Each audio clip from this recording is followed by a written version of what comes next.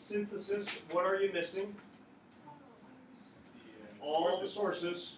Why? Why did I give it to you? Because why not? Pardon? You don't have to actually do it, but you're still gonna get. You will get the sources. You still will get them. Because you want us to develop an argument, not All right. So the biggest and correct. The one of the greatest. I hate saying which is the greatest, but one of the greatest issues, problems that folks run into when doing any synthesis essay. So it could be like a TWA that we do. It could be the civil disobedience one that we have to really start working on next week. Is folks fall in trap of just summarizing the sources. So here's why I believe that civil disobedience does, lead to social progress. My examples would be Henry David Thoreau, Martin Luther King, Mary Wollstonecraft, and this photo. At that point, your argument is basically being dictated by the sources. Yes, you want the sources to offer support and to help your argument, but you don't want the sources to dictate what your argument is going to be. So for this sample one, we're going to brainstorm today pretty much what would be ways, approaches that you could take with answering the question, but we're not going to worry about the sources. Tomorrow I'll give you the sources, and then we can kind of start to blend those two things together. But like for your civil disobedience prompt, you're better off not worrying about the sources initially. Come up with some of your own evidence, your own ideas, then find the sources that would blend best with those ideas. So if you go in it really starting with the sources, you're probably going to have a source-dependent argument, which you do not want to do. Your arguments, your ideas are just as good as the stuff that Thoreau, King, Wollstonecraft, and the others will be using. By the way, 10th grade world history, they had to do a Mary Wollstonecraft project. No. I feel bad. I was just giving my 10th graders all kinds of information when I was born. Kind of like how Sean looks right now. All right. Justin, that was almost funny. I realized you heard it. Sean, since my voice is terrible today, why don't you read like the first chunk up here? Nice. Would you like me to do mine? No, just read it. Television has been influential in United States presidential elections since the 1960s. But just what is this influence, and how has it affected who is elected? Has it made elections fairer and more accessible, or has it moved candidates from pursuing issues to pursuing image? Do we have an assignment yet? No. No. So at this point, it's providing, well, I guess what is it providing? Just background. Background, and I'd add another word to that.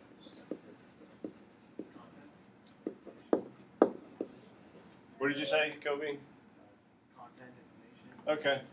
Close. I would go context. And here's what I mean by it. Because you are getting content, presidential elections and TV, 1960s, all that kind of stuff. The first part gives you a context or like a frame through which they want you to answer the question. Now, we are going to get the question in the next part. Well, go. Yeah. Are you sure you want that? Yeah, no offense. Alright. Carefully read the following 6 sources, including the introductory information for each source. Then synthesize information from at least 4 of the sources and incorporate it into a coherent, well-developed essay that argues the extent to which television has had a negative and or positive impact on the United States presidential elections. Okay. So there we go. So what are some specifics that we've been given through this prompt to make sure we don't kind of like move off topic or anything? What are things that we know besides have these 4 sources? We're arguing whether television has had a negative or positive impact. Okay. So you have the ability to look at both or pick one over the other. So and or positive, negative impact. Negative, positive impact on what? And so key word there being presidential elections. If you were to talk about a Senate race and that really became your whole argument and you didn't tie it back to a presidential election, you could argue you're off topic. Now, could you still go with like a local or state election as a piece of evidence and you bring it back to presidential election? That could be valid, but you have to make sure that everything does go back to presidential election. What's probably the other really key term? Let's see what we have to look at. say television. Good work. Why am I worried about television? Because there's other methods, like other ways that, like social media, computer, stuff like that. It's a specific type of media. It does not say media. It doesn't say social media. It doesn't say 21st century technology. It's just television. Now, you could argue that television is not the biggest component anymore to presidential elections. Maybe it has been bypassed by social media.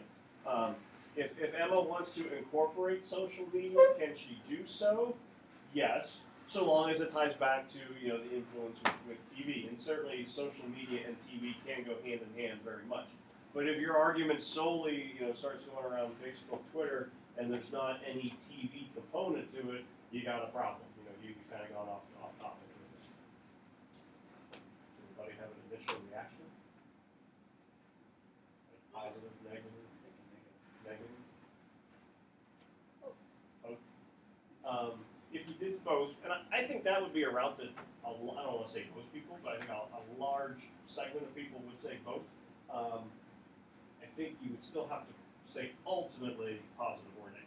But there's absolutely nothing wrong with going, this had a positive impact in this area, negative impact in this area. When it's all said and done, which outweighs the other. Up here where I mentioned context, according to the context, what would be a definite positive of TV, or a potential positive of TV? It makes getting their message out there easier and faster. Okay, so like fairer or more accessible. A drawback to TV, pursuing issues to pursuing image. That doesn't mean that has to be your subtopics, but that's really kind of the route that they want you to take a look at. You can build off those and you can deviate from them a little bit, but that really should be if it's a positive, why is it making things fairer and more accessible? If it's a negative, how therefore does image start to supersede issues and things like that? So they're kind of giving you, this is the way that we want you to start to kind of look at the topic. You can have other aspects to it as well, but I would make sure with any synthesis you do go back to that kind of context that they established for you early on. AP exam, if this showed up, how many sources would you have to use? On an actual AP exam, it would be 3. I said 4. If Like natural. any on your AP exam that you will take in May for your synthesis question, it will say to use at least 3 sources. Oh, okay. But I always up it just so you kind of get in the habit of how you can use it, and you don't get intimidated by how am I going to use 3 sources, how am I going to use 3 sources, which I don't think would happen anyway. The stuff down here at the bottom, this is then standard issue that would show up in any kind of prompt. Make sure your argument is central, use the sources to illustrate, support your reasoning. Avoid merely summarizing the sources, indicate which source you're drawing from, whether through direct quotation, paraphrase, or summary. I would pretend that word's not there, because you don't want to summarize. You may cite the sources as A, B, C, or using the description in parentheses. Makes no difference, just make sure you're consistent with it. So here's what, let's do this. Take like 3-4 minutes. Thinking about television, what are some pros with presidential elections? What are some cons with presidential elections? He's not winking, he just has an eyebrow there. We'll give him another one. And a nose. Yeah, but he looks sad. Oh, there we go. Now, That's a cigar.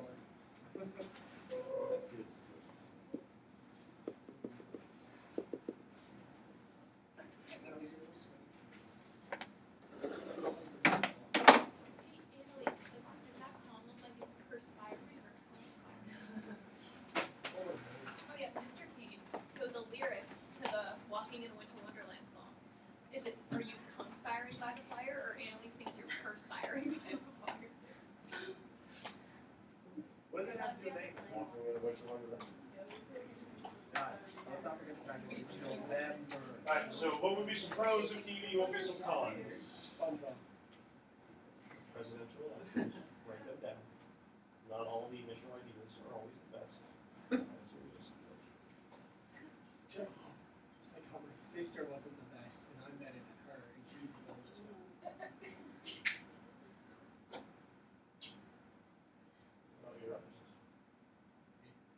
then there's Rika. He's just there. Just wait till you get Rika.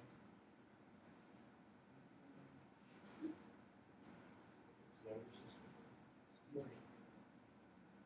Looks like Martin.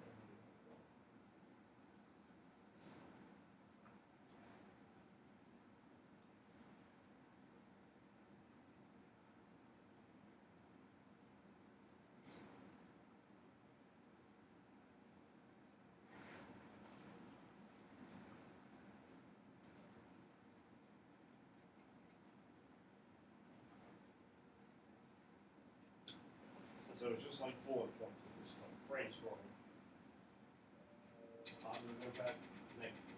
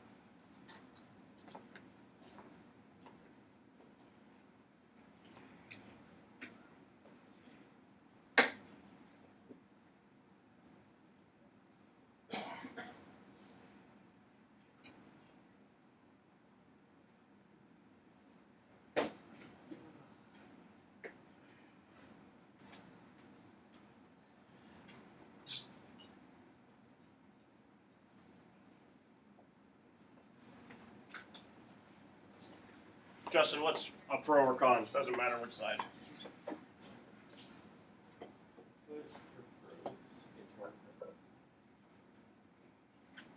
It can target a large enough population because pretty much everyone.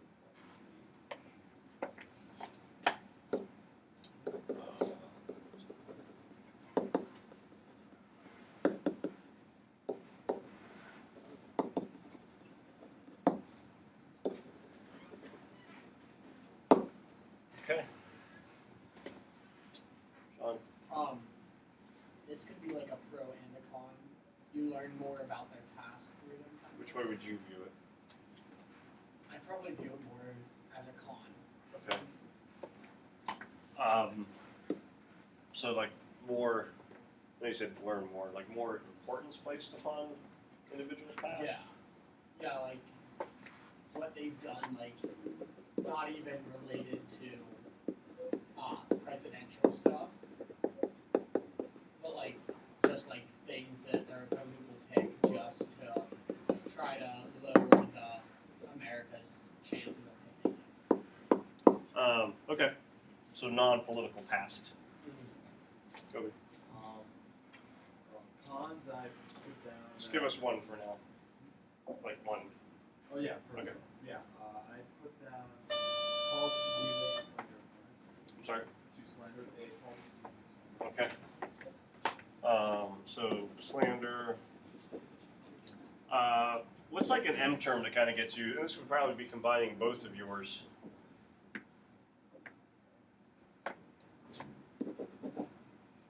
Or it could be slanderous past. This will come up quite a bit.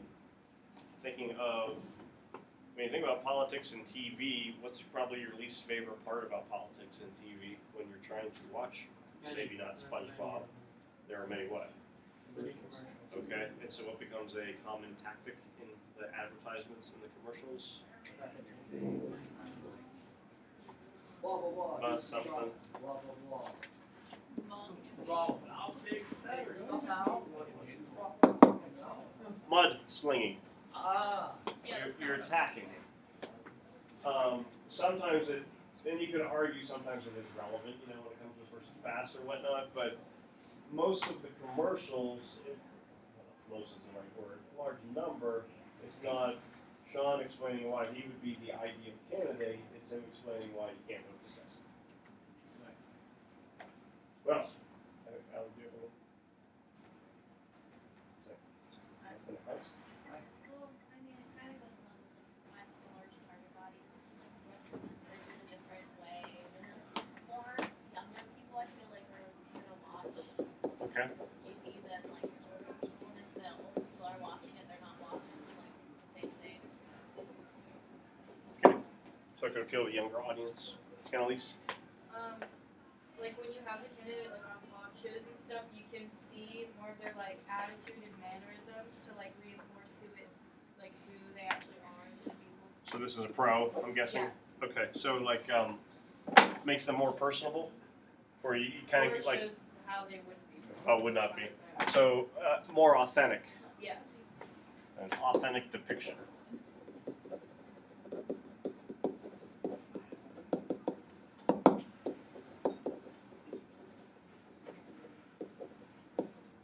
Okay, so an authentic depiction of the candidate. Byron? Along with that, but on the con side, their personality like becomes more important than the policies.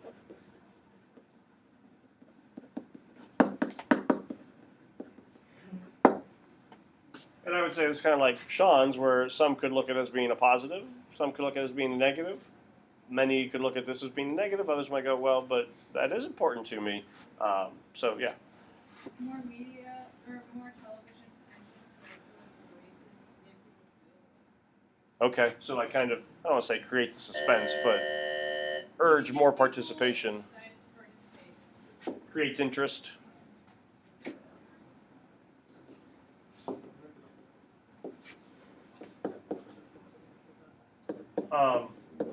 The United States does not. Some countries, I think Australia does, requires you to vote, mandatory voting. Whether you want to or not, you're to vote. If you don't vote, you don't go to jail or anything. I think it's like a nominal fine. I don't know if that's for everyone if they do it that way, but yeah, they'll go to measures at least to make it a lot more accessible. So they'll do ways to get more people involved, and that could have to be its own separate argument. But that would be ways in which we hope to get a larger participation of hopefully informed voters. You could argue whether or not that personality versus policy issue that Byron mentioned creates more well-informed, educated voters, or does it think the wrong stuff? It's hard for candidates to get their full message across because of the leaders, they only show like bits and pieces of things. Okay. So you're getting like little snapshots, as like if someone were to speak at a rally, they're not going to show you the whole entire speech, but they're just going to take little, can't think of the term that I want to use, snippets. Thank you. What did you say? Sound bites. Yeah.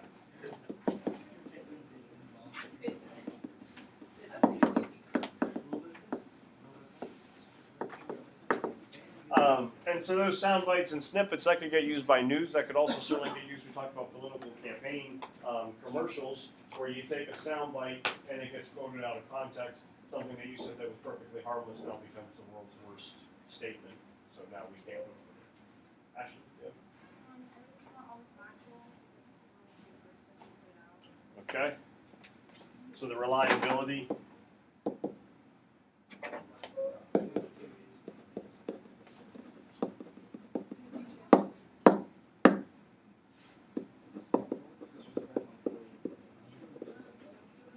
Okay, good. Anything else someone wants to add? Under con, I would say pandering to the crowd. To the crowd? Yeah. Okay. What do you mean by that? They're just saying stuff to, rather than obtaining new voters, just reinforce their base. Be it however small, however large. Can you think of any specific examples? I know I'm putting you on the spot. What do you mean by like specific? Like, Like and say say I'm pandering to the South. Let's just say that. Well, rather than let's say that, like, can you think of in any past elections, whether it be Trump, Clinton that we just had, or Yeah, others, just where the past one, like where that has happened? yeah, I can think of the Trump campaign. I can think of the John McCain Obama campaign. Romney. Okay, so what would be an example then from? For Trump, I can say that. Oh no, I can say it's more for Hillary Clinton because I remember one political ads like she showed someone who said like I'm a Republican but I'm voting for Hillary Clinton. So she was just like saying like everybody hates Trump, so you should vote for me. Like just pander. I think it's pandering to like the people who, rather than like like a political party or anything, it's the people who just don't like can't. Okay. Any other examples with pandering? Not off the top. What of exactly Where is I'm- pandering like? Like they're just like instead of building their base and like getting new people, they're just like I'm not gonna focus on new people. I'm gonna focus on like maintaining my old crowd. But I don't think that's what I would say when you pander to a crowd, I would think of it as like a target audience. Because I was thinking, like, for Hillary, during her campaign, she really, like, targeted herself as, like, a really youthful, like, media presence and stuff, trying to attract younger voters. But, like, I'm not sure. Because, like, the way he's saying it, that's not. Yeah, I think I think my thing would be Here's kind of example, and to get up like a definite example that everyone's going to agree upon is probably nearly impossible. We were talking about Trump-Clinton debates, first period. What do you remember from the debates? And it was like I watched them, but I don't remember. Do you remember anything that Trump said? Hillary is a nasty woman. And he's like, do you remember anything else? Nope. And so the idea was that, all right, and this could go into multiple things. It wasn't so much issues that were getting looked at; it was more like personality and things that Ashley was mentioning. The nasty woman comment. What potential group, crowd, could Trump be trying to appeal with by simply referring to Hillary as a nasty? Could be men. Not going to be all men, but yeah, like sexist men, male chauvinists, and things like that. That would be, I would say, like pandering to a crowd. You're coming up with a statement, a buzz term that is going to make a certain segment of the population vote for you. Yeah. Build the wall, make America great again. They're wonderful campaign slogans because it gets people to align themselves with a specific candidate. And if you're going to build a wall, who are you pandering to?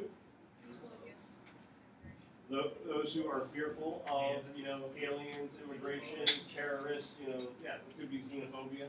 If you're going to make America great again, you're probably appealing more so to like middle class, patriotism, things like that, America great again.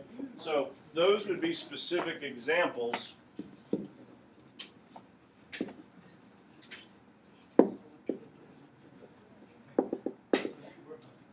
of where you do have pandering kind of taking place. The big thing, and it wasn't to put Kobe on the spot. Kobe, can you give me a specific example? Because you were going to give the last example no matter what. Right. And I was going to start asking this. If we have this list of pros, cons, that's perfectly fine. But as they are stated, they're all extremely general. So once you come up with your general terms, what do you want to now try to come up with? Before the sources, more specific examples, that's what we're talking about. Celebrity engagement. I'd say that's Okay. You want to go to the She tries to be